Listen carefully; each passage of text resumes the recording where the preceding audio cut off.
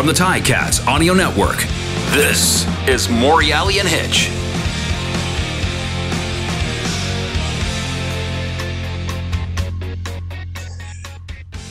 All right, Hitch, episode 14. This is a tough one, buddy. This is, we got the hardest job in sports here. You know why? Because you and I, when we have these podcasts, we like to have fun. We like to joke around. There's a lot of levity. Today, it's tough. We'll try and fight through it. Yeah. But we got to talk about the game. We got to talk about what just happened. Well, 100%. But there is some fun stuff that happened during the week. Absolutely. We could probably talk about that first and then the game. But let's start with the game. Man,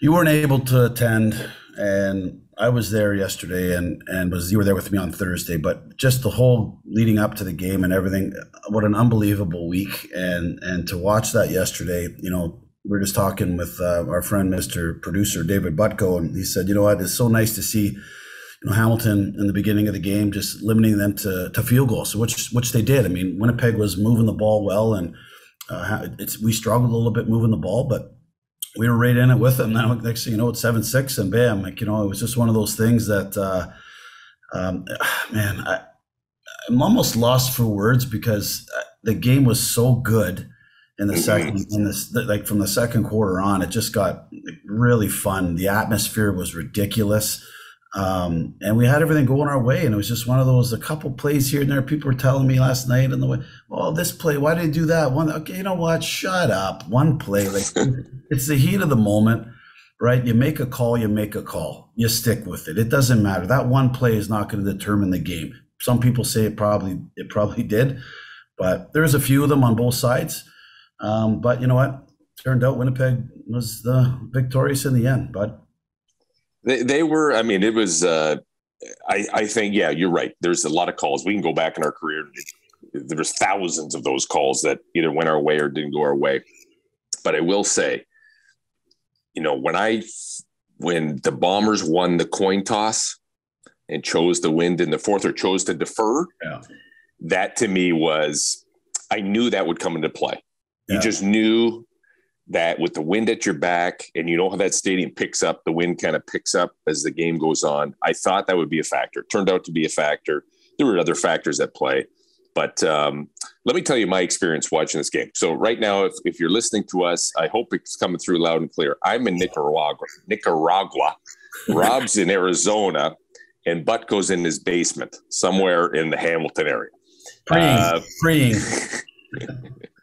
He is pretty. We'll bring Butko on in a bit. So my experience was like, I didn't listen. I know that I'm a fan, and I know that I'm, committed to the Cats, and I cheer them. But sometimes it's like anything. You win or lose, you can take it or leave it. I tell you what, man, I didn't know how invested I was. Like, I was freaking out yesterday. I'm by myself across the internet here is terrible. So I had to go across to this mall, to this Buffalo Wild Wings, and steal their internet. I literally stood outside for 3.5 hours. Then I just sat on the ground looking at my phone as thousands of people are going around me in the mall. And I was freaking out. I had no one to talk to. I had nobody to share it with. And the emotions, especially in that fourth quarter and down the stretch, were incredible. I can only imagine what it was like in the stadium itself. Well, did you have a cup beside you for some change? No, buddy. That's what I look like. But they're not giving a gringo like me any money. No way. Well, Meets, if I could relate to yesterday's atmosphere, it was nothing that we've played in some Grey Cups. You can't even compare because of the home team. There was 20,000 people that were from Hamilton. It was unfreaking believable to see. Yeah. Of course, you're going to get the support, but the hype during the week and people coming up to you just saying, "This is ours, this is ours," and I don't have a voice right now because I've been going since Thursday. But I'll tell you, the emotion in that game. I had 4 seats, so I gave them up to my brother and my nephew and a couple of buddies. I just had the pass that the Cats gave me. So I was standing for the whole goddamn game, and my brothers are sitting down. I'm sitting around, standing there looking. I walked up and down, went up to the club. Oh, yeah. With everybody. The nerves, man. I was nervous. I had to turn away a couple times. I'm like, they're gonna do this. They have to do this. 22 years is too long for a bloody Grey Cup to come. They need this for them, and they need it for the city. And when they were down the 5 and they didn't get in there, I just went like this with my head and had to kick the field goal to tie it. And I was like, oh my God. And you're going to laugh at this if we can laugh. It was funny. You say, when they took the win on the coin toss, right? So I had people said, oh, why did they do that? I said, listen, in this stadium, this is what I know. In this stadium, maybe it's turned. And then when it was east-west before, now it's south. It sometimes when I was on the field this year, it didn't, the wind dropped in the fourth quarter. It didn't pick up. Well, this came, it went 20 kilometers, 30 kilometers more in the fourth. And that's when they got their points. So you were right. I was wrong. But yeah, you knew that when they had the ball in the fourth and we couldn't move the ball. We couldn't move the ball at all. Yeah. I say the boys couldn't move it very much in the fourth. And you know what, when it picked up, they took advantage of it. And listen, let's face it, they're a good team. Okay? Oh God, yeah. They're a good team. They're well coached. We're a good team. We're well coached. It was one of those things, man. One play here, one play there. That's it, my man. But listen, you and I and Andrew and Danny Mac and all the guys that are the leftovers from the 1999 Grey Cup, when you win it, there's that prestige and it feels good to say you're the last team to win it, but this is getting old, man. It's different now. Yeah. You're right. I kept saying to show them, everyone asking about my ring over the week, right? It's like, this is my, this is not the Grey Cup. This is my graduation ring. Everyone said, why is it so small? Why do you mean it's so small? It's a Grey Cup ring. But I said, it's tired of, this is the last time that we've won it, 22, 21 years ago. And they're like, oh, I said, well, it's just done. I'm tired of talking about it now. Yeah. It needs to get done. But you missed the alumni on Friday.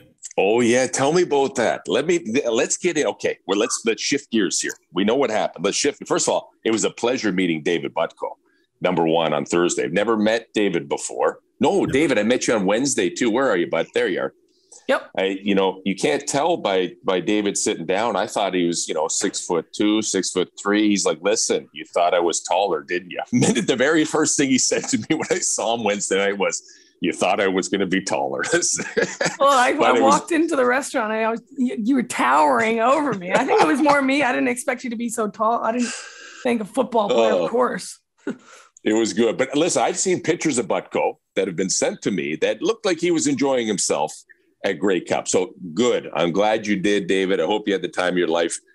Let's get into a little bit of what I missed. I was there Wednesday. I was there Thursday, but I bailed early on Thursday. I know the night kept going because, and then I got some texts from Damon Allen saying he was hanging out with you one night. So I figured, okay, Robbie's good. Yeah. The Thursday night was good. The Cats put on a great opening kickoff party, and you were there, of course, and left a bit early. I think we got back about 1:45 or something. It wasn't bad. Not bad. Friday was different. Friday had an opportunity with Andy Fantus to do the fan base, the unveiling of the fan base. Oh, yeah. What's it like in person? It's great. It's like 4 feet tall. It looks like towers, like the towers. Remember the towers, like those? It looks like a bunch of towers, and the Grey Cup sits at the top of it. So when the cup's on it, it's like 7 feet, 6 feet. So it's really cool. It's really eye catching, which was really good. So we did that with the commissioner. Had the State of the Union with the commissioner, which was really nice. A lot of hard questions for him, but he answered them great. And from there, we went to the end zone bar, where I walked into a wasp's nest. There were probably, I don't know, there had to have been 300 people in this bar, at least. COVID, no COVID. There was no, it didn't exist. It didn't exist on Friday. The tables, the guys that were there, like the Gregors, the nurses, the DA, Damon Allen. I brought Calvillo with me. Nice. Anthony Calvillo came with me to that, and he actually put his 13 Ticats jersey on. No. Yep, he put it on. Who had that? He brought it. They asked him to bring it, so he brought it. And I said, you want to put that on for 17 years in Montreal? He said, Heck yeah, I'm going to put on. He goes, I had the best 4 years of my life in Hamilton off the field. Yes, that is, there is no doubt about that. Yeah. So we had, of course, Garney Henley and Bob Krause, Miles Gorell, Les Brown, Lee Knight. Just there was, when they were introducing all of us, I said, where the hell are they going to make money? There's 170 alumni and 100 guys that were there. We took the whole bar, everyone. So we were getting in free with a guest. So there's 250, 300 people awesome. Free. So that went on from 11 o'clock. I got there. I had to leave because my ears were bleeding at 4 o'clock. Bleeding, 4:20 I left, bleeding. That's 5 hours of power. Like there's a lot there. I'm sure there was a few bevies, a few hundred tipped back. And Andrew had a couple that day. Grigger, our friend Grigger, and Danny Mac. Danny Mac was there as well. Show up, nice. He showed up, had his Winnipeg hoodie on, had his Winnipeg jersey on. But yeah. Anyways, long story short, there it was a great day. They talked a lot of speeches, and they lost the room after about 14 seconds. Right? It was after that. But from there, then we went out to the convention center again. They had the East Room and the West Room. 11 people in the West Room and 3,000 in the other one, which was great. But no, it was so well done. The city did a great job. Hamilton did a great job putting that together. Again, buddy, you're going to laugh at this. I'm not kidding when I tell you this. I can count at least 5 people that I walked by. And the one day that I had a jersey on, and Mike, you can still play, man. You should still, do you have your Grey Cup Argo ring on you? I said, no, I left that at home. I left it at home. I couldn't bring it out because, I got to wear my Cats one. So I showed him the Cats one. Rob Hitchcock on it, wearing my jersey, and I had no clue. No clue. And I don't understand. This happens to us all the time. And it was, can I take a picture with you? No problem.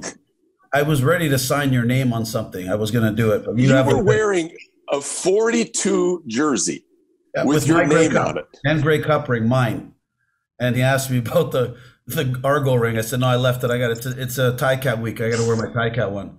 Oh, no problem. Oh, buddy. It was. Listen, I know we're two good looking guys here, but we're not identical. No. Like we're not identical. I don't understand. It's the eyebrows. For those who are listening that can't see, it's our dark eyebrows, I think. Maybe another piece of an anatomy. I don't know. Hey. Our arms. So that was a good time. So did it feel, what did it feel like? We've been to other Grey Cups. What did it feel like? It felt like from a distance, not being, or for my time Wednesday and Thursday, more Thursday because it started to feel more real. It felt like a really proud Hamilton moment. Is that what it was like? It was. The whole week was. I mean, remember, I think we touched on this back when we played in Vancouver, where I said the Grey Cup kind of got lost there, meaning there was pockets of stuff going on, but there was never a real party there. There was a room there, but they didn't have the festivities that other Saskatchewan, Winnipeg, Hamilton put on. So the main hub was at the convention center, but these other places, the old Cilantro's now, it's a new bar, not even open up yet. I think it's Cilantro, the old Irish pub, wherever, I don't know. It's Cilantes, the old Cilantes. Cilantro's is a herb. Yeah, I know, that's good too. Cheers. I eat that. It's good for you. But we were there one night with the Cats, and so there was pockets of restaurants where people went to, but everyone came back to that the convention center, and it felt the live bands that they had. I think Dwayne Gretzky. I heard of this. Yeah. Good. Well, they were there Thursday night. Well, that was the band. They were excellent. And then they were excellent. I didn't know their names. They came yesterday and played in the afternoon. And my brother and Futter and my nephew, Mojo, they're all there, and they're going, who the hell are these guys? I said, this is a group that was there Thursday. They sound like there was a CD, and they were good. Really good. Well, they were good. They were really good Thursday. Yeah. How about, let's stick with the music, because again, my internet's so slow here. I literally cannot upload the halftime video. I wanted to see how the Arkells played. I heard nothing but rave reviews that they were excellent. They were excellent. The Lumineers were excellent. I'm not sure the other ones that were there. They were there. It was good. I'll tell you what gave me the chills from head to toe is I don't know if you saw the national anthem, but about 9 seconds before it ended, the Jets went over. Dude, my favorite. There's nothing better in the world than that feeling. F-18s, I think the two of them, and they went over, and I swear to God, they were 100 feet over the stadium when they went over. I smelled jet fuel. That's how bad. So they went through a bit early because I think their time was pitch black, right? Yeah. They went through. I blame that on the singing the national anthem. She was a little bit slow. Should have been a bit quicker. Been on timing. Anyways, they doubled back, I guess. They probably got to Lake Erie and turned around and got back in 6 seconds, but they flew back and they ripped over again on the other side. And I was up at the club levels outside, up, and they were right there, wow, across. And I was like, wow, it was awesome, man. It was awesome. There is nothing better than that. That is amazing. So here's the dilemma we have. We got, we played a long time in the league. We got friends all over the league, and some of our very best friends and teammates won the damn Grey Cup. And some of our very best friends and teammates lost the damn Grey Cup. Yeah. It's such like as Hamiltonians, we know the way we feel. But then I look across that line and I see what Danny Mack's done, and when I see what Kyle Walter's done, I see what Osh has done. I can't help but just be proud of those guys, man. Like it's just it hurts, it stings, but at the same time, you got to give credit. These are our teammates. They're for life, right? For life.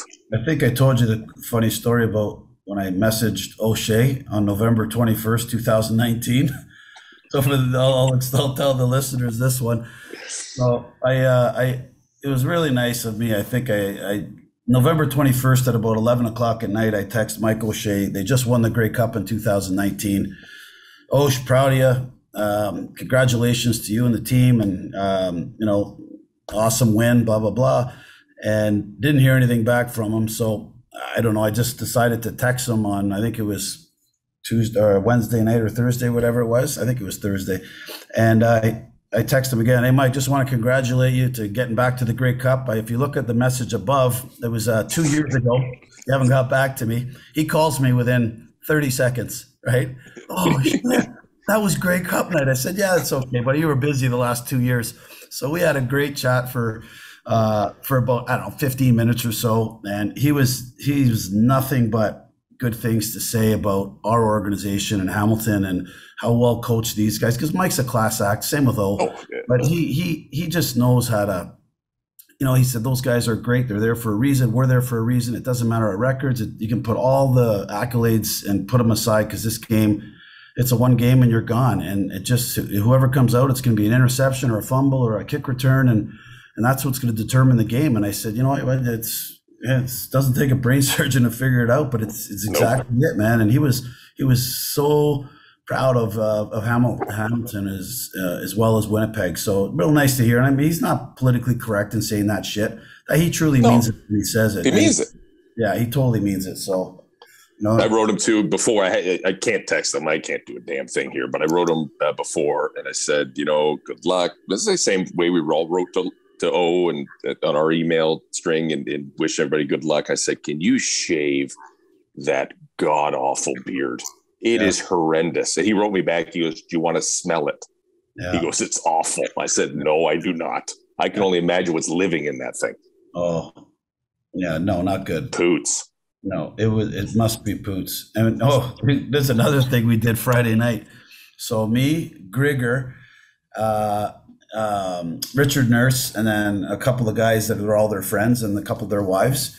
They were at this really nice restaurant on Locke Street, Italian restaurant, Cucci or something like that. I don't know what it was. Yeah. It was outstanding. Castella Cucina. The veal with the pancetta on top. See? Oh, buddy, nice. So who paid for that dinner? You're gonna love this one. So there's a table of 4: me, Greg, Grace, and Richard Nurse and his wife. We were sitting there, and there was a table of 8 beside us. So we were 4, and then Anthony brought his little buddy. So you can't count, Dave. That's 5 people. Well, whatever. We had 5. They had 8. And the 2. Yeah, we had 8. We had 5 or 6. Who cares? The bill was $340. Gregor paid for it. Damn right he did. From all those tin beebs. Yeah, and he looks over and Grace goes, "Is this going on? Is this going to be on the business account?" And Gerger's like, "Yeah, whatever." He's had 19 beers in him. Yeah, no problem. So from there, as I'm getting out, there's my story. So from there, we called D Mac and we said, "Where are you?" He goes, "Well, we're just we're at the Sheridan. Wade Miller is putting on a little private party for the board of directors and stuff." So right. what do we decide to do? Let's go. So we go, and this is a private party. There's about 16 people in it. We go upstairs, we crash it. We asked the guy at the front door. I said, "Yeah, Danny Mac has told us to come up here." "Who?" I said, "Danny Mac." He's like, "I don't know who that is." I said, and he starts walking away. He goes in, I see Danny walking back out. And I said to the guy, when Danny comes out, I go, "That guy, I just said, do I know Danny Mac?" And he goes, "You got to say Danny McManus because he doesn't know who Danny Mac is." This guy didn't know who Danny Mac was. What a loser. So, and he works for Winnipeg? Yeah, I didn't know who Danny Mac was. Oh, dear God. Mind you, he probably worked at the hotel, but he had Winnipeg stuff, but still. Gotcha. So he brings us in there. We had a couple shots. Nurse was drinking.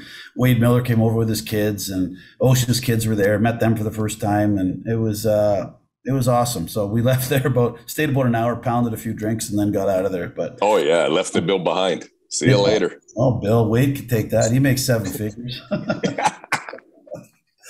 Yeah. Oh man. So where do we go from here, buddy? Well, where do we go from here? I think we got to discuss it. We got to take a couple of weeks off. I think we can't do this unless we talk about what's happening with players and coaches. I hear rumblings about people might be moving around somewhere. I don't want to get into that because I don't know any of that stuff yet, but I hope it doesn't happen for Hamilton, but you never know. Well, listen, this is the world we live in now, buddy. And no more football for 6-7 months. I don't even know how long till we start up again, but it's going to be a long off season. I think the saddest part, and you can appreciate this, is that team will never be together again. No. Like that team as we know it will never be together again. And they may keep the vast majority of the players, and we hope they do. But those moments in time just come and then they just disappear, man. And then they're over. And they're gone. A few players are gone, and it's not the same. Not the same. It's tough. I feel like that's a pain. You know, the pain that we had from 98, not winning, you know, but we got the redemption, and the Cats were looking for the redemption. They just couldn't get it. And it was heartbreaking. It was honest to God heartbreaking. I didn't think it would be that way for me. And it was tough. I didn't say too much on the way home. I had, we dropped off a couple of buddies' cars over at Centennial Parkway instead of parking by the stadium. So earlier in the day, we just drove my car there, picked the boys up, and then we left their cars. I drove them to Centennial Parkway, and we didn't say much in the car. Just bummed out. I get home and I had to pack, and my wife says, like, you know, what a game. I said, yeah, it was awesome. It just, you know, I was sad. I was truly sad for those guys because, like we said before, I don't want to keep harping on it, but fuck, man, they needed to win that game, man. I wish they would have. I know. Listen, let's bring Butko on here. Let's get some levity here. Butko, get over here. You got to tell us. His first game. What? Yeah, that was my first Ticats game. Way better than Argos versus the Elks in the last regular season. Let me get this straight. You work for the Tiger Cats Audio Network, and that was your first game of the year. Okay, so this is the thing. During the game, I was hired to make highlights for the Ticats Audio Network, but I had to work from home. So like I wasn't there in the booth with them. There was no room. And especially early on in the season when everyone was worried about COVID and a lot more. But they didn't want to get me tested and get me in there. I could do it for them. No. They don't want to waste tests on you, Butko. No, they're not wasting tests on you. That's why I was forced to go to an Argos game. Listen, I appreciate your CFL patronage. So you saw quite possibly the greatest Hamilton Ticat game, a Grey Cup game in Hamilton. I'm not sure it's going to get much better for you from a viewing experience moving forward. Yeah, that's true. It's all downhill from here. It's all downhill from here, buddy. No, so tell me your take. You're a young kid. What was the Grey Cup like for you? it was crazy. Like you say, even the week leading up to it, just the crazy fans that are just like mental, like seriously love football to the point where I don't know, it just blows my mind. Even like I can understand Saskatchewan Roughriders fans being there, but like Edmonton Elk fans, like in full jerseys who had already planned. So what were you thinking? But like, it's just crazy, you know. The league. When people talk about like the league, you know, being like the league is on this weird path. We gotta like when you look at those fans, you don't see it. Like the league is alive and well and crazy. Well, we were at the commissioner's little deal for the fan base. I was explaining earlier, and you could stay on, David. You could stay on. And there was questions going around about how many Grey Cups people have been to, and there was a gentleman there. A lady was there 36 in a row. She's been at. And another guy was 39 years in a row. He was at these things, and we sat on the Saturday night. We just ate a burger in the hotel, just a couple of us. And I tell you, there was this group of Saskatchewan Roughrider fans. They all were decked out, and they all had jerseys. The average age was 75. Not kidding, 75. I bet I'm not kidding. All men that have been watching this game, our game, for a lot of years. And I just looked over and I said, you know, I'm so happy to see you guys here. It's my name's Rob Hitchcock. Just introduced myself, and two of them right away were just like, oh my gosh, I watched you play. And went over, showed my ring, shook their hands, and they were so proud just to be there. And they did not want Winnipeg to win. They're like, please, you guys gotta win. And I'm like, don't worry, we got a plan for them. Don't worry.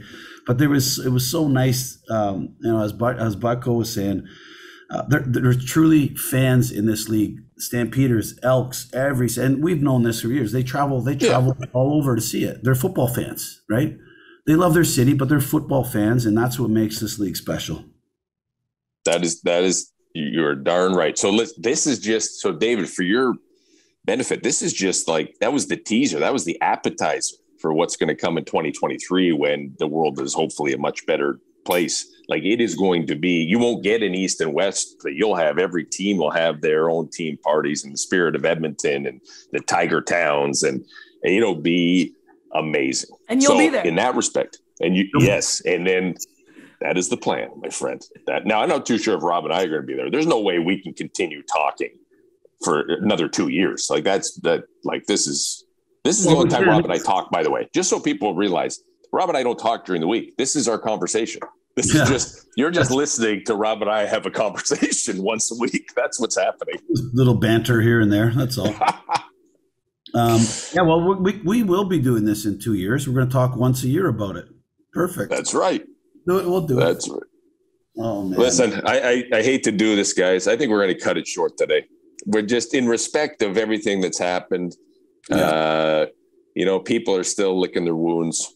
And it was a great celebration in many respects. At the same time, it was difficult. But thank you, Butko. I don't know when we're back on here again. For our fans, please keep tuned. We're going to figure it out. Rob and I aren't going anywhere. Before we go, real quick, I did want to add, Mike, and this is the truth, honest to God truth. I had people from Winnipeg, from Saskatchewan, that heard our podcast. I don't know if come on, and I'm not kidding. And one other thing, and a lot of Hamilton fans, tons of Hamilton fans said they love it. So having a conversation with Scott Mitchell and Matt and the boys at the one night, and they were saying how when Bob Young's in the car, this is a good story. So they put it on. I'm not going to tell the story, but they put it on. And they listen to it. They don't talk to each other, but they just listen to it, and it's awesome. They said that Scott said it's unbelievable. You guys are funny. You keep me on the edge of our seats, and I said it's just storytelling, right? And then I said to Bob when I was having a conversation with him, I said, you know what, Mike and I are going to have you on the show, and he goes, please, I would love to come on the show. And I said, okay, if Hamilton would have won, we would have had him on the show next week. I don't know how we're going to do it now. It'd be really difficult to talk. You know, he is so good at, you know, he would go on about the season and how successful it was and how successful the business side is and everything else. And he would turn this into something really good instead of us saying, well, what happened? We'd never do that anyway. But I'm just saying that we should have him on. Maybe he'd be our last guest for a little while, but we'll work on that. Yeah, Bob, suggestion? I was there. Yeah, Bob said he's in. Just let him know. Now we're not gonna call him right now. We're gonna give him a little break, but we'll bring Big Bad Bobby on the show. Let's see what's gonna happen. Absolutely. All right. Well, that's a good way to end it. That's it. Listen, have fun in Arizona. You in Nicaragua. Well, there you go. Butko, have fun in your basement. Yeah, have fun in your basement. Thank you. This is it. This is the wrap on the seasonal part of the Morreale and Hitch podcast, but we aren't going anywhere. We'll be back. We'll let you know when it'll all happen on the Ticats Audio Network. We'll see you guys later. Safe travels, buddy. Morreale and Hitch, dropping every Wednesday. Subscribe, like, laugh.